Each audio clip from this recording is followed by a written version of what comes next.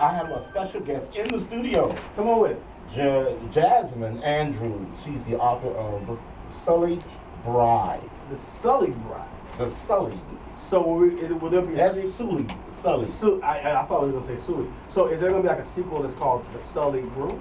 Can the grooms get some love too? Kenny was a sullied groom at one time. That's why he's not saying anything. He was a Sullied Groom at one time. Leave me alone. It would be my pleasure. So what will we get from this book? Well, especially women, but men can benefit too. But you're going to realize that, like, look, you are not called to be subservient to anybody. You are nobody's property, and the Lord did not create you to be under someone. And you're going to get radicalized to do and stand up in what the Lord called you to do. Okay.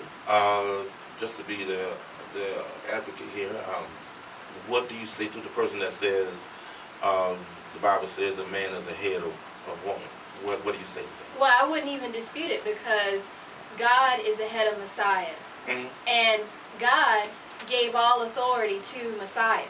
Therefore, if the man is the head of the woman and he's supposed to follow the pattern God has offered, then all authority should be given unto her, just like the way God, as the head, gave all authority unto the Messiah. Okay. Okay. First chapter here, stonewalling. Yes. The first sin. Yes, the first sin. Give me a synopsis of that. So the synopsis would be that in relationships, what happens sometimes is that when there's a conflict, a man can just shut down and not talk. He'll stonewall, he'll ignore, he'll walk out. And people see that as just, well, that's his way of shifting through his emotions or dealing with the situation. But really, stonewalling is an act of war. Because when you cut off communication, like in any context, like if you are in a literal war and you cut your enemy's communication off and they have no way to get outside or get any contact with whoever they need, then you've really encircled them. Like a stockade. Yes, exactly. So the whole thing with Adam and Eve, it says that she gave the fruit to her husband who was with her. Meaning that Adam was with Eve while the snake was talking to her and deceiving her, and Adam didn't say anything.